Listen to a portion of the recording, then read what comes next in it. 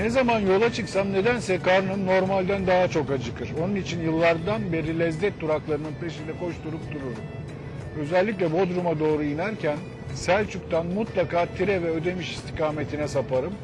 Bu iki şirin kasabada damakları çatlatan lezzetler vardır. Bunu bilen iyi bilir. Şimdi Tire'ye doğru saptım. Bu her zamanki sapışlarımdan bir tanesi. Yolumu uzattım ama buna değecek. Göreceksiniz siz de.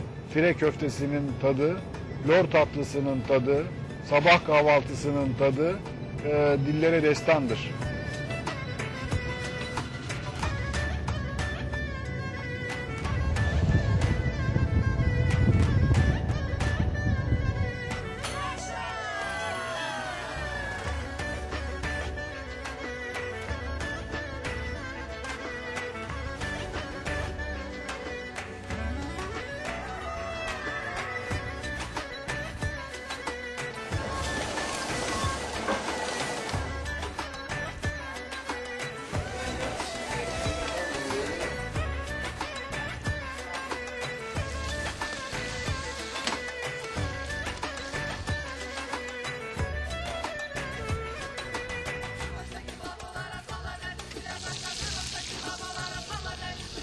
Hazır mı?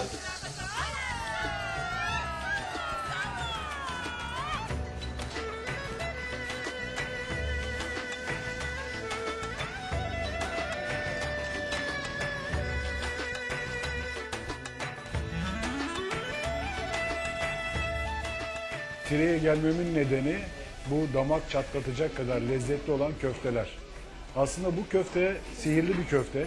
Çünkü içinde hiç katkı maddesi yok. Yalnız bildiğim kadarıyla yalnız tuzla yoğruluyor. Ben burada sözü bu işin en ustalarından biri olan Abdülkadir Usta'ya bırakıyorum. O bize bu köftenin lezzetinin sihirini anlatacak. Şöyle efendim, dediğiniz gibi, sizin de bahsettiğiniz gibi sadece dana kıyması kullanıyor. Hiçbir katkı maddesi içermiyor. Bir diğer özelliği de akşamdan biz bunu 2 defa makineden geçiriyoruz. Sabaha kadar kıyma dinleniyor dolapta. Sabahleyin aynı makineden tekrar geçiyor. Yani 3. bir defa makineden geçiyor. Bir de tabii bunun bir ön hazırlığı var. O da şöyle. Kıyma rastgele herhangi bir yerden hazırlanmıyor. Hayvanın belli yerleri. Nerede? Ön kol dediğimiz, belden yukarı dediğimiz, ön kol dediğimiz, gün görmez dediğimiz böyle tabir edilir burada. Güneşin daha az gördüğü hayvanlar, orası daha lezzetli olur. Çeyrek dediğimiz kaburga. Bu etlerin karışımı hazırlanıyor. Ne kadar tuz konuyor? Oran nedir? %2 gibi çok güzel bir tuz koyuyoruz. Onun tek sebebi şu esasında. Kıymanın içinde hiçbir katkı maddesi olmadığı için ve kıymanın da şişe tutması gerekiyor biliyorsunuz. Şişe Evet, tutturuyoruz biz onları. O kıyma sadece o tuz sadece kıymanın şişe tutmasını sağlıyor. Sadece bu. Ve taze ve günlük yapılıyor. Çünkü takdir edersiniz ki yani içine hiçbir şey koymuyorsunuz. Lezzetlendirici hiçbir katkı maddesi yoksa kıymada. Bu kıyma birincisi çok özel yerden olmalı. İkincisi taze olmalı. Biz bu iki noktada ciddi hassasiyet gösteriyoruz. Ve böyle güzel bir lezzet çıkıyor ortaya. Bize bir anlatınız nasıl yapıyorsunuz? Beklettiniz, geceden çektiniz. Sabah buzdolabından Sabahleyin alıp tekrar çektiniz. Yeniden Evet. çektirildi ve buraya gelindiği an burada bizim tezgahımız, her şeyimiz hazır oluyor. Ocağımız yanmış oluyor. Şişlerimiz hazırlanmış, temizlenmiş oluyor. Ustamız tezgahını hazırlamış oluyor. Biz o aşamada hemen kıymamızı buraya getiriyoruz. Hemen işleme giriyoruz. Kıyma bakın şöyle gördüğünüz gibi demeden hazırlattığımız, pastamız demeden hazırlattığımız şişlere diziliyor. Aynı standart ölçülerde. Dizildikten sonra kömürde ızgara yapılıyor. Kıvamında orada ızgara yapılıyor. Çünkü bırakırsanız hemen o yanar, tadı kaçar. Tam kıvamında 4 bir tane pişiyor böyle. Sonra da şurada su buharından geçiyor köfteler. Orada tam bir emişli sağlanıyor. Peki o su buharının nedeni ne? O çok önemli. O su buharı esasında geleneksel olarak bu köfte yapıldığından beri yani biz bildiğimiz beri bu iş böyle yapılıyor. Şimdi ızgarada kurumuş olan köfte su buharında biraz daha kendine geliyor. Topluyor tabi tersi öyle diyelim. Daha bir emişiyor kıyması. Ondan sonra o şişlerden sıyrıldıktan sonra biz artık onları istifliyoruz. Dinleniyor. Dinleniyor tekrar, soğuyor. İyice soğuduktan sonra gerektiğinde buzdolabına saklıyoruz. Müşterimiz geldiğinde de çıkartıp tavada şu şekilde gördüğünüz gibi tavada tereyağında ısıtıp servis yapıyoruz. Tereyağı, domates. Evet efendim. Domatesin içinde bir katkı var Domatesin mı? içinde hiçbir katkı maddesi yok. Ketçap, salça vesaire bu tarz şeyler yok. Yani 3 ana madde var şu an burada. Saf köylü tereyağı, saf dana eti ve taze domates. Yani her şeyin tazesi günlüğü ve nefis bir lezzet. Peki ya bunu benim bildiğim kadarıyla siz internet aracılığıyla sipariş Evet efendim, alıyorsunuz. evet efendim. Meraklısına www.tireköfte.com'a girip tire köftesi evinize ısmarlayabilirsiniz. Türkiye'nin neresinde olursanız olun Kadir Usta size lezzeti kaybolmamış tire köftelerinden göndereceğine Elbette söz efendim. veriyor. Yani tere ilçe olarak son yıllarda biraz daha popülaritesi arttı açıkçası. Bununla beraber köftemiz de tanındı. Bu defa tanınca belki herkes tireye gelemiyor ama dedik ki herkes bu köfteyi tatsın. Çünkü neden? Bu köfteyi biz iki defa piştiği için o şişten sıyırıldıktan sonraki kademede paketleyip gönderebiliyoruz. Soğutuyoruz. Mevsimlerine göre veya uzaklarına göre donduruyoruz, vakumluyoruz veya hiçbir işlem yapmadan Türkiye'nin her yerine gönderiyoruz. Orada siz bunu buzdolabına saklıyorsunuz. Bildiğiniz kadarını çıkarıp üzerinde tarifi de var.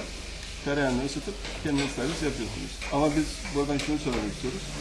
Sadece köftemizi yemek için değil, güzel ilçemizi gezmeler için herkesi ilçemize bekliyoruz. Peki teşekkür ederim Kadir Ben de Usta. çok Sağ olun. teşekkür ederim. Elinize sağlık. Size sağ olun. Elinize sağlık. Sağ olun.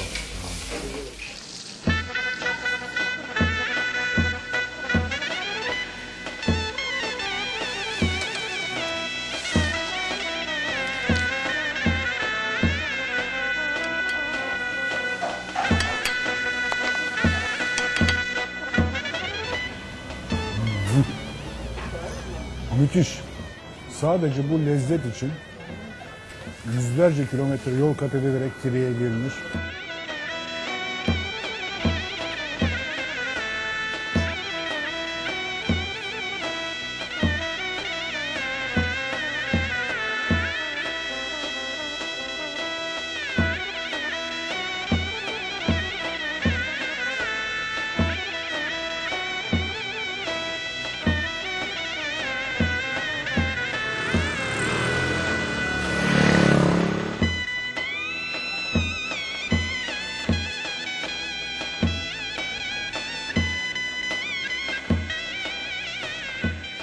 Benim için kolay bir şey var.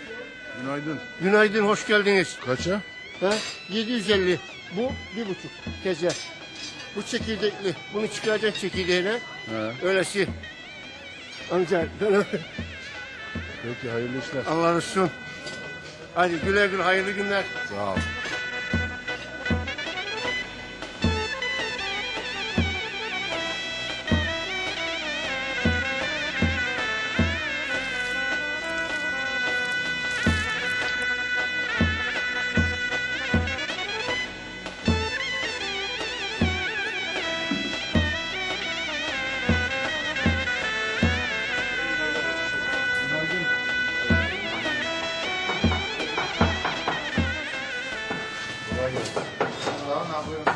Kalmış kalmaz derler yediden sonra burada.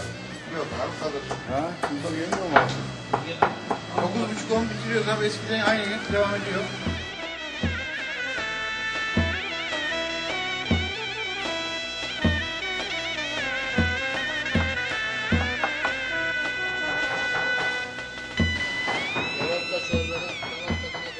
Tirelilerin köftesi kadar sabah kahvaltıları da meşhur. Tireliler sabahın köründe tandır ve tandır suyuna yapılmış pirinç çorbasıyla karınlarını doyurmayı tercih ederler ve bu da yörede çok meşhurdur. Fikri Usta niye bu kadar ağır kahvaltı etmeyi sever Tireliler? Bize bir anlatıver şunu. Şimdi bu meslek bizim 80 seneden beri atalarımızdan geliyor. Eskiden burası urgan pazarı olan yer. Ondan sonra burada bağ bahçe çok. Sabahleyin herkes 4.30'da kalkıp işine gidiyor.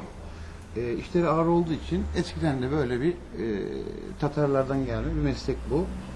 Bunun rivayetine göre de çobanın birisi her gün kesip bu çalışmaya gidenleri dağıtırmış.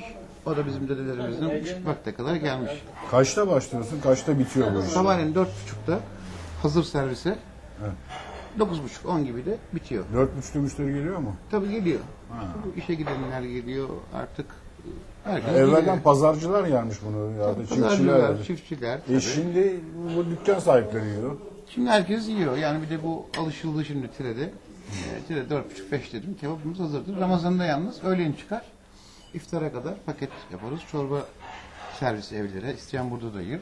Ramazan'da tam değişik oluyor. Öğlen 1 gibi hazırlıyor. Kaç tane şey bitiriyorsun? Gününe göre değişir. Normal 3 tane var bugün. Salı günü 5 tane olur. Ramazan'da daha fazla olur. 6-7 tane olur. Kuzu mu bu şimdi? Tabii kuzu. Bu. Peki kuzu mevsimi bitince ne yapıyorsun? Şimdi bu bizim devamlı alışveriş yaptığımız kasap var. Isparta'dan, Afyon'dan. Bu alıp geliyor kuzular. Zaten Afyon, Isparta kuzuları, kuzuları meşhurdur zaten. Başka keçi eti, şu bu satmıyoruz. Sadece kuzu eti.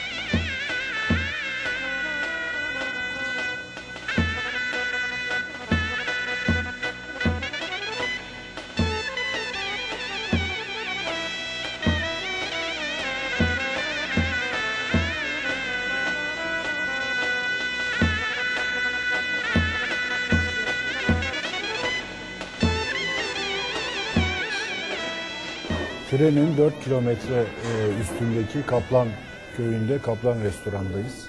Kaplan Restoran Ege'nin ot yemekleriyle tanınmış. Bütün çevre Hürmüz Hanım'ın ve Lütfü Bey'in ot yemeklerini yemek için buraya akın akın geliyor. Ayrıca buranın ve yörenin de meşhur olan lor, karadutlu lor tatlısı da ve diğer çeşitleri de, lor tatlı çeşitleri de ünlü. Bu loru şimdi bize Lütfü anlatacak. Nedir özellikleri? Şimdi Niye bu bölgede meşhur? Bu bölgede niye meşhur? Bir kere süt ürünlerinin çok iyi üretildiği bir kent Tire. Bütün mandıralarımız birbirinden güzel peynirler, lorlar, çökelekler, çamur peynirleri üretmekte. Bir kere kaynağındayız yani. Bu lezzetin kaynağındayız. Artık karadut üretimi de hemen hemen yanılmıyorsam Türkiye'de 1 numara Tire'nin karadut Burası. üretimi. Tabii özellikle Canbazlı köyünün olduğu yerlerde yoğunlaşmış. Haliyle iki güzel ürünü burada bulmuşken bize de birleştirmesi düşüyor. Tire mandıralarından aldığımız karadutun üzerine kendi yaptığımız karadut reçeliyle lorun üzerine, tuzsuz lorun üzerine reçeliyle birlikte bu şekilde sunuyoruz. Bir de siz çeşitliyorsunuz galiba. Ayrıca bir de aynı lorun üzerine bal ve ceviz dökerek de bir sunumumuz söz konusu. Tabii başka tatlılar da sizin var ama yorumunuz. Bu bir de şurada bir tatlı daha görüyoruz. o da bizim çocukluğumuzda tattığımız bir damak tadı. İstedim ki onu da konuklarımıza sunalım. Altında tahin ve pekmez var. Tahin ve pekmezin birlikte oluşturduğumuz bir tat. Ve üzerine 2 bölüm halinde kavrulmuş susam ve kavrulmuş kendir tohumu. Bunların hepsi birleştiğinde inanılmaz bir damak tadı oluyor. Bakalım. Bakalım. Daha sonra krokanlı cevizlerimiz var ama şu anda bugün için yok. Lütfü gerçekten eline sağlık. Çok güzel yapmışsın. Afiyet olsun. Güzel de bunları yiye patlayacağız işte.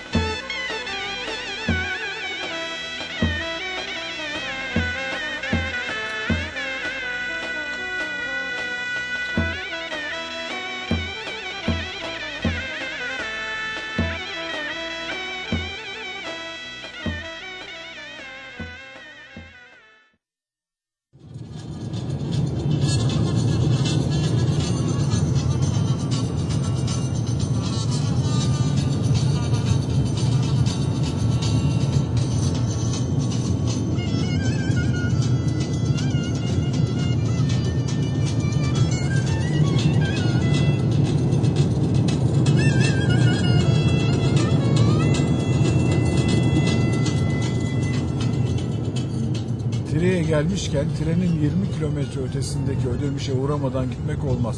Çünkü oranın yağlı kebabı da dillere destandır. Şimdi Ödemiş'teyiz.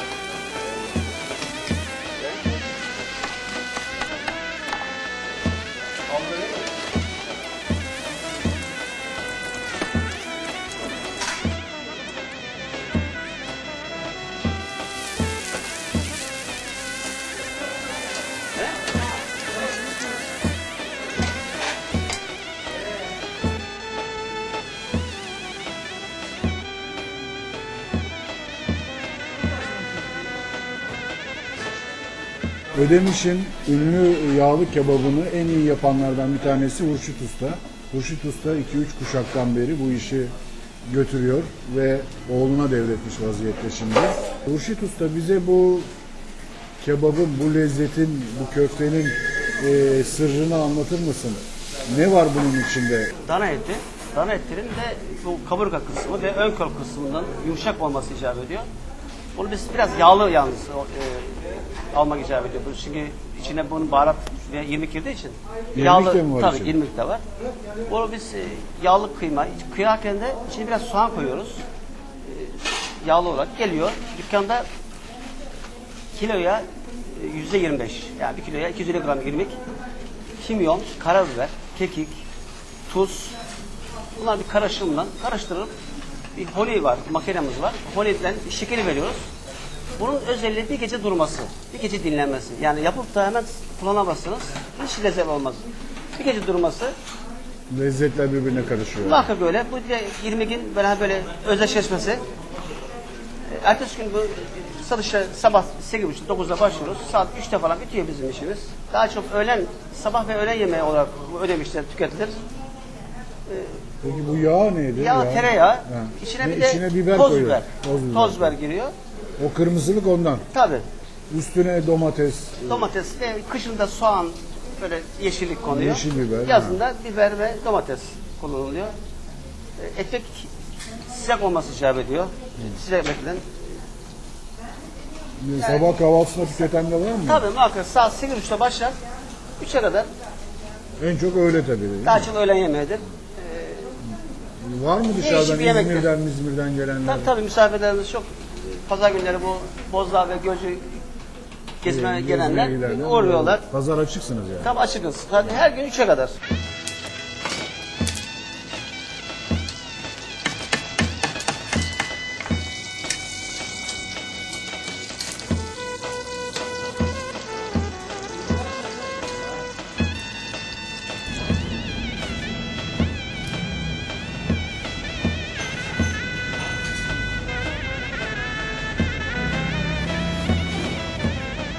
Enfes bir köfte.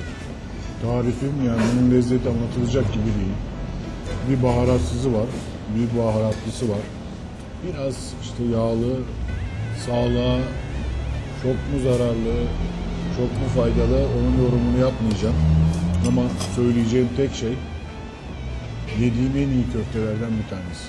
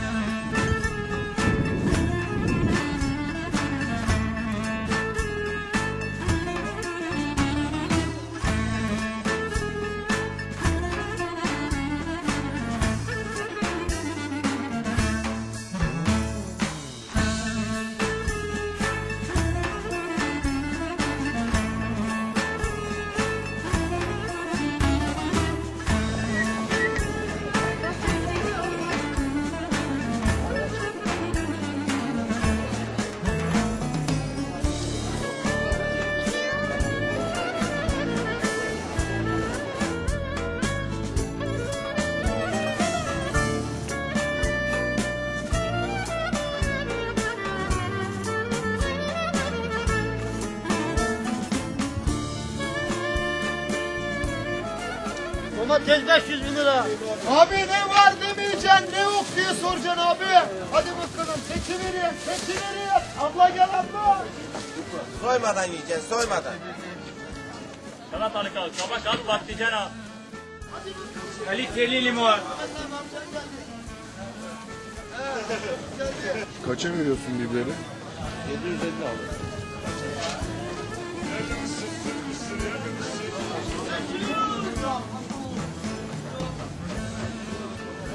O deniz fasulyesi abi, o da güzel, süper bir o. Deniz bölgesi evet.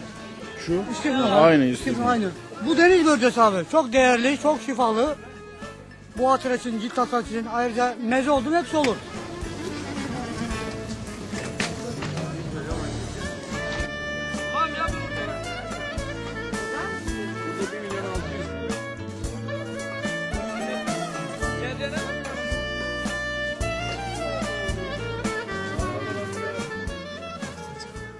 Bütün Batı Ege pazarlarında olduğu gibi Cunda pazarı da rengarenk, iştah açıcı, tahrik edici.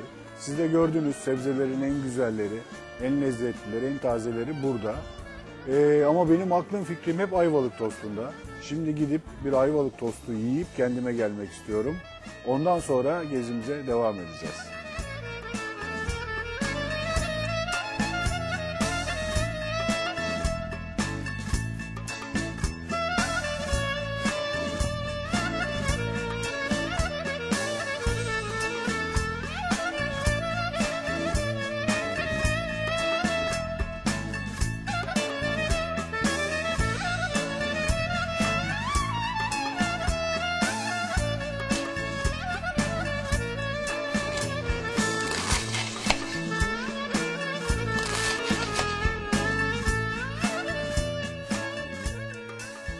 Ayvalık'a gelip de Ayvalık'ın meşhur tostuyla kahvaltı etmeden gitmek olmaz. Şimdi Ayvalık tostu bütün Türkiye'de bulunuyor. Yalnız çeşitli yorumlarıyla içindeki malzeme bölgeden bölgeye çeşitlilik kazanıyor. Biz şimdi Cunda Adası'nda bu işi babasından devralan Hıdır Usta ile birlikteyiz. O bize bu işin gerçeğini bir anlatsın. Hıdır Usta, nedir bu Ayvalık tostunun içindeki gerçek malzeme? Efendim bundan 30 veya 35 sene evvelsi bu adaya Cunda'ya ilk tostu getiren şahıs benim babamdır. Babamdan sonra birkaç kişi daha ilave oldu. Yalnız işte o zaman babamın zamanında eskiden tulum peyniri ve sucuk vardı. Kışın domates olmadığı için, sera olmadığı için domates yoktu, salça kullanılırdı. Yazın da domates kullanılırdı. Bunun Ayvalık tostunun özelliği peynir, domates yazın. Peynir ama Tulum peyniri, evet efendim, tulum peyniri. Tulum peyniri ve domatesli yazın. Kışında peynir ve salçaydı. Buna ilaveten sucuk da çıktı. Sucukla beraber sucuklu peynirli de olur, sucuk peynir domatesli de olur veya sadece sade de olabilir, sucuklu sade de olabilir. Ama en ideali bunun sucuk, peynir, domatesli yazın. Kışında domates yoktu ve sucuk, peynir, salçaydı. Özelliği buydu bunun. Peki İstanbul'da şimdi görüyoruz sosisler, mayonezler, bilmem neler. Efendim aslında bu damak tadına bağlı bir şey ama bana sorarsanız, bunun en güzel Ayvalık tostunun en güzel geniş şekli peynir, sucuk, domatestir. Bir de ekmekleriniz de sizin. Özel, tost ekmekleriniz özel, evet Ayvalık'a mahsus ama şimdi Türkiye'nin her tarafında yapılıyor. Aynı şeyde yapılıyor, aynı şekilde yapılıyor. Bir de bakıyorum bunu ben babanızda görmüştüm 10 yıl önce. Evet. Taş kahvenin yanındaydı babanızın arabası. Araba vardı evet. Bakıyorum bu hala burada. Siz modern aletlere rağbet etmiyor musunuz yoksa bu daha mı özel bir şey pişiriyor? Şimdi efendim ben yeni bir tost makinesi aldım. Büyük tüpe göre altlı üstü pişirmeli aldım. Yalnız denedim. Bu makinenin verdiği lezzeti vermedi. Tadı vermedi. Onun için gene ben eskiye dönüş yaptım. Ama az ve öz oluyor. Az satış yapıyorum ama temiz oluyor. Yani müşteri memnun. Damak tadından memnun müşteri. Hıdır Usta şimdi sen bana böyle bir gerçek malzemesi bol bir Ayvalık tostu yap. Yapayım Ben de kahvaltımı edeyim. Peki efendim. Ondan sonra kararımı vereceğim. Peki Doğrusunu efendim. mu yaptın, eğrisini mi yaptın? Peki efendim. Babanı geçtin mi, geçmedin mi? Ben sana karar vereceğim. Peki efendim.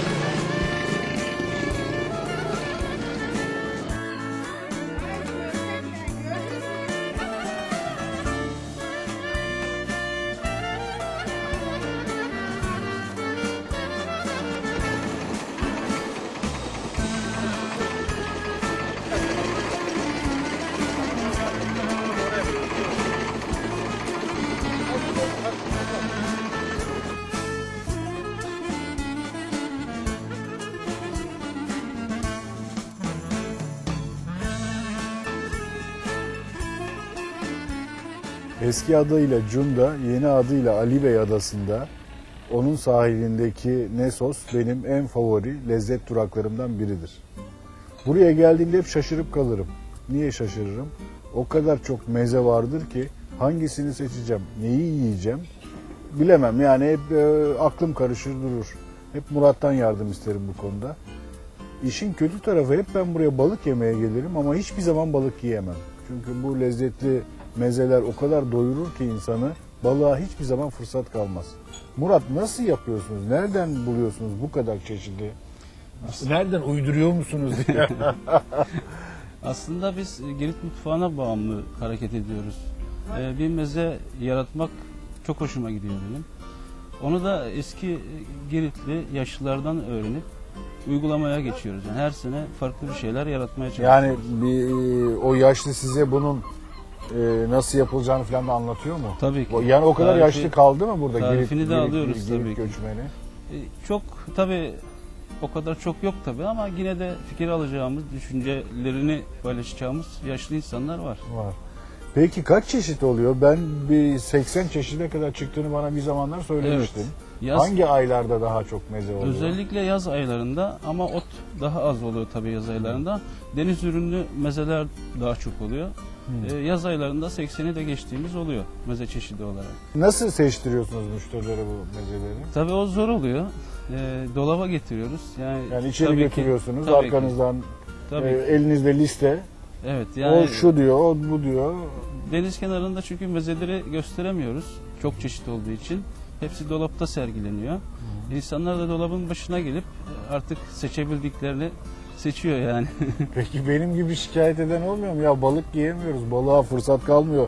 Bizi mezelere boğuyorsunuz diyen olmuyor mu? Şikayet ediyorlar ama yemek sonunda da yine memnun kalkıyorlar. Peki malzemeleri nereden alıyorsun Murat? Yani balıkçı sana sabah buraya sahile mi getiriyor balığı? Tabii ki biz çok erken açarız restoranımızı senelerdir, 16 senedir böyle. Yani 7.30'da falan kalkarız. Balığımızı, bulamayacağımız mezeleri, özellikle ot çeşitli ve kabak çiçekleri falan, papalinayı özellikle erken bulunabilecek şeyler için erken kalkıyoruz. Yani hep de buradan alıyoruz. Bütün malzememiz Cunda'dan. Peki mevsim ne zaman başlıyor, ne zaman bitiyor, nedir yoğunluğu? Yoğunluğumuz bu birkaç senedir biraz uzadı sezonumuz. Yani daha önce böyle değildi. Birkaç senedir bayağı Cunda'da zaten konuşuluyor epey Türkiye'de. Onun etkisi çok oldu yani. Eylül sonunu bulabiliyor sezon. Peki müşteriyi nasıl tahmin ediyorsun? Ne kadar dolacağını, ne kadar müşteri geleceğini nasıl tahmin ediyorsun da bu mezeleri ona göre ayarlıyorsun? Çünkü bu mezeler baktığım kadarıyla mezelerin çoğu ertesi güne kalmayacak, evet, bozulacak cinsten. Yani bunların hepsinin taze sunulması lazım. Tabii ki. Biz o konuda da zaten müşteriye göre hareket ediyoruz. Bakıyoruz mesela birkaç gün içinde iş düşüyorsa eğer 3-4 mezelik meze yapıyoruz. Biraz evvel bana dedin ki yan kahveye bakarım. Kahvede müşteri varsa demek iş olacak da böyle var mı tahminleriniz? Tabii ki zaten. Kerterez aldığınız noktalar var mı? Evet. Yani özellikle taş kahve buranın ünlü kahvesi. Diğer kahvelerde hepsi çok iyi. Onlar sabahları erken dolduğu zaman restoranlarda da akşam işi olacağını tahmin ediyoruz yani.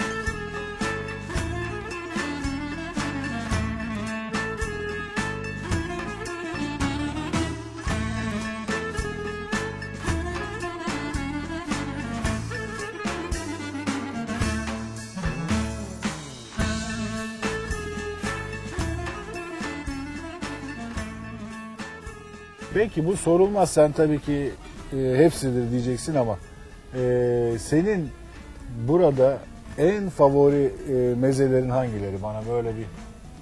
Bana bir kıyak yap, akşama onlardan ısmarlayacağım. Tamam.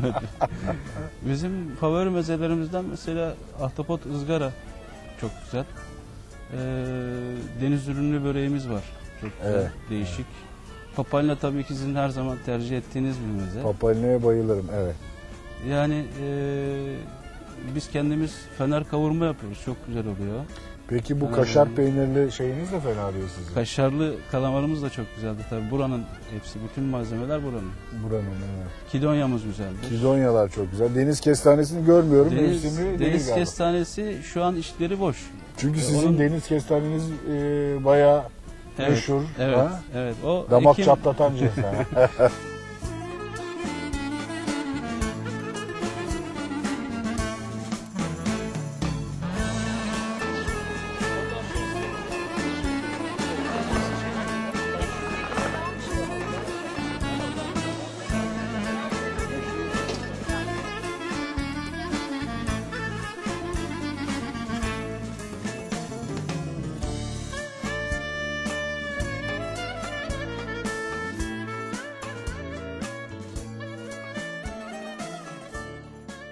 Ayvalık'ın tostu, Cunda'nın renkli pazarı, çok lezzetli mezeler derken Ayvalık gezimizin sonuna geldik. Onu da şeytan sofrasında güneşi batırarak gerçekleştireceğiz. Belki biliyorsunuz dünyanın en güzel güneşi şeytan sofrasından batıyor. Güneş battıktan sonra da başka bir lezzet noktasına doğru buradan hareket edeceğiz.